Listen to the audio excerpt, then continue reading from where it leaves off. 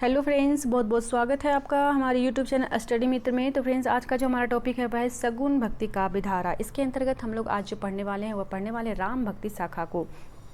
इसके पहले हम लोगों ने क्या किया था, संत काव्य और सूफी काव्य, ये जो है हम लोग दोनों कर चुके हैं और इसके प्रति अपनी समझ को विकसित कर चुके हैं, जो कि काफ़ी इंपॉर्टेंट है। सब प्रमुख संत कवि भी और ये सूफी काव्य धारा के अंतर्गत भी जितने भी कवि थे उन सभी को हम लोगों ने जाना है, वो भी काफ़ी इंपॉर्टेंट है।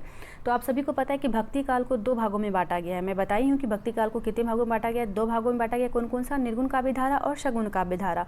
तो निर्गुण काव्य धारा के अंतर्गत ही था ये संत काव्य और सूफी काव्य, जिसे कि हम लोगों ने जाना। और अब जो हम लोग करने वाले हैं वह करने वाले हैं सगुण काव्य धारा को, यानी कि सगुण काव्य धारा को भी दो भागों में बांटा गया है, जैसे कि आप सभी जानते हैं। कौन कौन सा? राम काव्य धारा और कृष्ण काव्य धारा। तो राम काव्य धारा के प्रतिनिधि कवि कौन है? तो तुलसीदास है। और कृष्ण काव्य धारा के प्रतिनिधि कवि कौन है? तो सूरदास है। ये भी आप अच्छी तरह से जानते हैं। तो आज जो हम लोग करने वाले वह क्या करने वाले हैं? राम काव्य धारा को ही करने वाले हैं, इसे ही समझने वाले हैं, इसे ही जानने वाले हैं। तो इससे पहले जो है हम लोग जानेंगे कि सगुण किसे कहते हैं। जैसे कि हम लोगों ने जाना था कि निर्गुण किसे कहते हैं और सगुण, आज हम लोग जानेंगे कि सगुण किसे कहते हैं। वैसे मैं पिछले वीडियो में, यानी कि पिछली वीडियो में ही नहीं, जैसे कि काल विभाजन जो मैं बता रही थी, भक्ति काल का काल विभाजन, तो उसमें मैं बताई थी कि निर्गुण और सगुण में क्या अंतर है, निर्गुण किसे कहते हैं और सगुण किसे कहते हैं। एक बार फिर हम लोग जानेंगे कि सगुण क्या है, ठीक है। इसे हम लोग समझेंगे, उसके बाद हम लोग राम भक्ति शाखा को देखेंगे। तो चलिए जानते हैं। तो सगुण भक्ति काव्य धारा, तो आपको पता है कि सगुण भक्ति काव्य धारा जो है वह क्या है। एक बार फिर से हम लोग चर्चा करते हैं इस पर। तो जिन भक्त कवियों ने साकार ईश्वर की उपासना की और जो उन्होंने काव्य रचा उसे ही सगुण भक्ति काव्य कहा गया। मतलब यह कि जिन भक्त कवियों ने, ऐसे जितने भी कवि हुए जिन्होंने ईश्वर को एक आकार रूप प्रदान किया। ईश्वर को आकार रूप से क्या तात्पर्य है? यानी कि आराध्य मान के, उनके गुण आकार कल्पना करके, उनके भावानुरूप करके उसे जो है अपने बीच व्याप्त देखा, उसे ही क्या कहा गया? तो सगुण भक्ति यानी कहा गया, यानी कि सगुण भक्त कवि भी कहा गया, या कहे कि सगुण भक्ति कहा गया। जैसे कि ईश्वर के आकार से तात्पर्य है कि ईश्वर को एक रूप दिया गया, जैसे कि कृष्ण भगवान है, राम भगवान है, विष्णु भगवान है, सभी को अलग अलग रूप दिया गया, ठीक है। यही निर्गुण काव्य धारा में क्या था कि ईश्वर को कोई रूप नहीं दिया गया, उसे बस मन में रख के, यानी कि ईश्वर एक ही है। निर्गुण धारा के जितने भी संत कवि हुए उन्होंने क्या माना कि ईश्वर जो है एक ही है, वो हर जगह व्याप्त है, ईश्वर का कोई रूप नहीं है, कोई आकार नहीं है, ईश्वर बस एक ही है, वो मन में है, मन में ही रखो, मन में ही से भजो। लेकिन सगुण काव्य धारा में क्या है? सगुण काव्य धारा में ईश्वर को एक आकार दिया गया, एक रूप दिया गया और उसी के रूप में उसकी आराधना की गई और उसी के रूप में जो है, यानी उसी को आराध्य मानते हुए बहुत सारे कवियों ने, जो सगुण भक्त के कवि हुए, उन्होंने काव्य रचा भी, ठीक है। तो यही है सगुण और निर्गुण। सगुण में ईश्वर को आकार दिया गया, एक रूप दिया गया, एक आकृति दी गई, और निर्गुण में कोई आकृति नहीं दी गई, ठीक है। तो जिन भक्त कवियों ने साकार ईश्वर की उपासना की और जो उन्होंने काव्य रचा उसे ही सगुण भक्ति काव्य कहा गया। देखिए, अगर ये आपको समझ में नहीं आ रहा है तो उसी को मैंने यहाँ पे फिर लिखा है कि यह कि अर्थात कि सगुण भक्ति काव्य धारा के अंतर्गत जिन कवियों ने ईश्वर को एक आकार रूप में स्वीकार किया या आकार रूप दिया उसे ही सगुण भक्ति काव्य कहा गया। आप तो समझ गए होंगे कि सगुण में बस ये ध्यान में रखना है कि सगुण भक्ति जितने भी कवि हुए उन्होंने ईश्वर को माना, ईश्वर को अलग अलग रूपों में माना, उन्होंने अलग अलग रूप दिया भगवान को, ठीक है। यानी ईश्वर को अलग अलग रूप, जैसे कि राम भगवान हो गए, उन्होंने राम भगवान को माना कि राम भगवान ऐसे होते हैं, कृष्ण भगवान ऐसे होते हैं, विष्णु भगवान ऐसे होते हैं, शंकर भगवान ऐसे होते हैं। तो ईश्वर को उन्होंने एक रूप दिया, एक साकार रूप दिया और उसी रूप में उसकी उपासना की, उन्होंने उसकी आराधना की, ठीक है। सगुण भक्ति कवि जो है, यानी सगुण भक्त कवि जो है ईश्वर की विभिन्न लीलाओं का गायन करते थे। सगुण भक्ति कवि जो क्या करते थे? तो ईश्वर की विभिन्न लीलाओं का गायन करते थे। और दूसरी बात फिर यह है कि सगुण भक्त कवि जो है अवतारवाद में विश्वास रखते थे। किसमें? देखिए, ये आपसे क्वेश्चन पूछा जा सकता है कि सगुण भक्त कवि जो हैं विश्वास रखते हैं, तो किस में विश्वास रखते हैं? तो ये जो रखते हैं अवतारवाद में विश्वास रखते हैं। वहीं अगर निर्गुण भक्त कवि के बारे में पूछा जाता तो वो अवतारवाद में विश्वास नहीं रखते, क्योंकि वो मन में भजते हैं, उन्होंने ईश्वर को कोई रूप नहीं दिया, ठीक है। और सगुण भक्ति में क्या है? ईश्वर को रूप दिया गया है, तो ये अवतारवाद में विश्वास रखते हैं। वैष्णव भक्त को सगुण भक्ति का प्रवर्तन का श्रेय दिया जाता है। वैष्णव भक्तों को, यानी वैष्णव भक्त जितने भी हुए उनको जो है सगुण भक्ति का प्रवर्तन का श्रेय दिया जाता है। क्यों दिया जाता है वैष्णव भक्तों को? तो वैष्णव भक्त जब हम लोग जान रहे थे तो उसमें हम लोग देखे थे क्या कि वैष्णव भक्त में, यानी कि विष्णु को विष्णु की आराधना की गई है, तो विष्णु भगवान जो है एक राम का ही रूप माना जाता है। ठीक है, तो विष्णु भगवान को ही राम का रूप माना गया है, तो इस प्रकार से जो वैष्णव भक्त जो थे उन्हें ही सगुण भक्ति का प्रवर्तन का श्रेय दिया जाता है।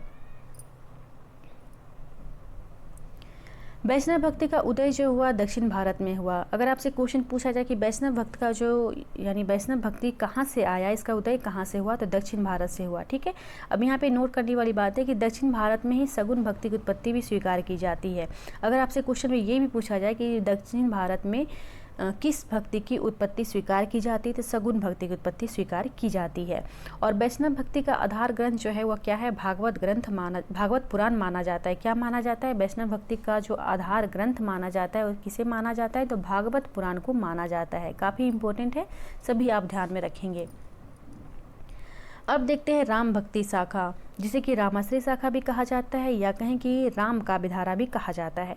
तो आज हम लोग जानेंगे कि राम भक्ति शाखा, वैसे नाम से ही समझ में आ रहा होगा कि राम के बारे में ही बात की जाएगी। ठीक है, तो देखते हैं। तो जिन सगुण भक्त कवियों के द्वारा भगवान विष्णु के अवतार के रूप में राम की उपासना की गई और राम की भक्ति को लेकर काव्य रचना की गई, उसे ही राम काव्य धारा, रामाश्रय शाखा या राम भक्ति शाखा आदि नामों से जाना जाता है। सीधा सीधा समझ में आ गया क्या, कि जिन सगुण भक्त कवियों ने, जो जितने भी सगुण भक्त कवि थे, उन्होंने क्या किया, भगवान विष्णु के अवतार के रूप में राम की उपासना की। उन्होंने ये माना कि भगवान विष्णु जो है वो राम के रूप में अवतार लिए हैं और उसे ही भगवान मानकर उनकी उपासना की और उसी को लेकर राम यानी कि राम की भक्ति को लेकर ही उन्होंने काव्य रचना भी की। उसे ही राम काव्य धारा या रामाश्रय शाखा या राम भक्ति शाखा आदि नामों से जाना जाता है। जब आप राम भक्ति काव्य धारा को पढ़ेंगे तो आपको ये समझ में आएगा कि पूरे की पूरी जो है रामायण के बारे में, यानी रामायण ही नहीं बोलेंगे, यानी राम के जो जितने भी अवतार है उन्हीं के बारे में वर्णन किया गया है।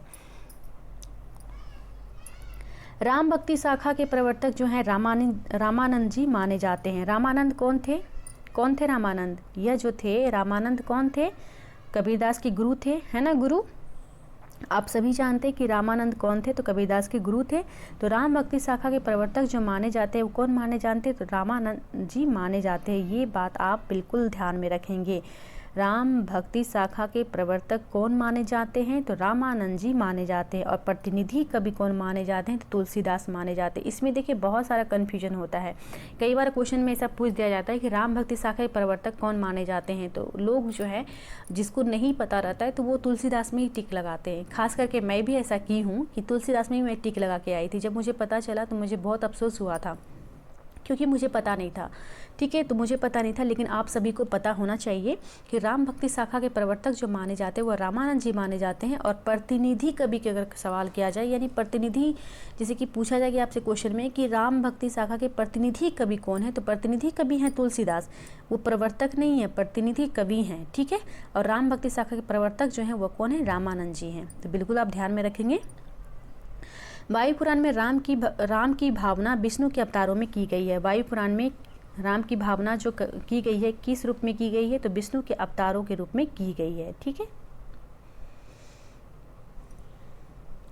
महाभारत में अनुगीता के अंतर्गत विष्णु के 6 अवतारों का उल्लेख किया गया है। महाभारत में अनुगीता के अंतर्गत विष्णु के कितने अवतारों का उल्लेख किया गया है, तो 6 अवतारों का उल्लेख किया गया। कौन कौन सा, तो वारा, नरसिंह और वामन, मत्स्य, राम और कृष्ण, इन 6 अवतारों का वर्णन किया गया किसमें, महाभारत के अनुगीता में। अगर आपसे क्वेश्चन पूछा जाए कि महाभारत के अनुगीता में विष्णु के कितने अवतारों का वर्णन किया गया है, तो 6 अवतारों का वर्णन किया गया है। बिल्कुल आप ध्यान में रखेंगे इसे। महाभारत के अरण्य पर्व में राम कथा का वर्णन है। अगर आपसे क्वेश्चन पूछा जाए कि महाभारत के किस में, यानी ऑप्शन दे दिया जाएगा, बहुत सारे पर्व का ऑप्शन दे दिया जाएगा, तो किस में राम कथा का वर्णन किया गया है, तो इसमें किया गया, किसमें, अरण्य पर्व में राम कथा का वर्णन किया गया है। राम भक्ति सर्वप्रथम दक्षिण से अलवार संतों की वाणी से प्रस्फुटित हुई है। राम भक्ति सर्वप्रथम कहाँ, दक्षिण के अलवार संतों की वाणी से ही प्रस्फुटित हुई है, ऐसा माना जाता है। और आप सभी को पता है कि अलवार भक्तों की जो संख्या थी वो कितनी थी, तो 12 थी, जिसमें कि काठकोप जो है राम की पादुका का अवतार माने जाते हैं। ये देखिए काफ़ी इम्पोर्टेंट है कि पहला यह, इसमें 2 क्वेश्चन बन के आता है क्या, कि काठकोप जो थे वो कौन थे, तो काठकोप जो थे अलवार, यानी जितने भी 12 अलवार संत माने गए थे उनमें से एक थे, एक का नाम था काटकोफ, जिसे कि क्या माना जाता है, तो राम की पादुका का अवतार माना जाता है। बहुत ही इम्पोर्टेंट है, आप इसे बिल्कुल ध्यान में रखेंगे। नेक्स्ट है पॉइंट कि वाल्मीकि द्वारा रचित रामायण जो है राम कथा का आदि स्रोत है। राम कथा का आदि स्रोत माना जाता है, किसे माना जाता है, तो वाल्मीकि द्वारा रचित रामायण जो है इसे ही माना जाता है राम कथा का आदि स्रोत। क्वेश्चन में ऐसा ही पूछा जाता है कि रामायण का, यानी रामायण का नहीं, माफ़ कीजिएगा, क्वेश्चन में ऐसा रहता है कि राम कथा का आदि स्रोत माना जाता है, तो वाल्मीकि द्वारा रचित रामायण को ही माना जाता है राम कथा का आदि स्रोत। बिल्कुल आप ध्यान में रखेंगे इसे। अब देख लेते हैं राम काव्य की प्रमुख विशेषताएं, जो कि आप सभी के लिए काफ़ी इम्पोर्टेंट है। जो भी लोग पीजी कर रहे हैं जिसके लिए ये तथ्य काफ़ी इम्पोर्टेंट है, आप सभी ज़रूर इसे नोट करें, आपके एग्ज़ाम के लिए काफ़ी फ़ायदेमंद होगा, काफ़ी आपके लिए लाभदायक है। तो देखते हैं राम काव्य की प्रमुख विशेषताएं। तो पहला देखते हैं, राम भक्ति शाखा के कवियों ने राम के प्रति दास्य भाव की भक्ति भावना प्रदर्शित की है।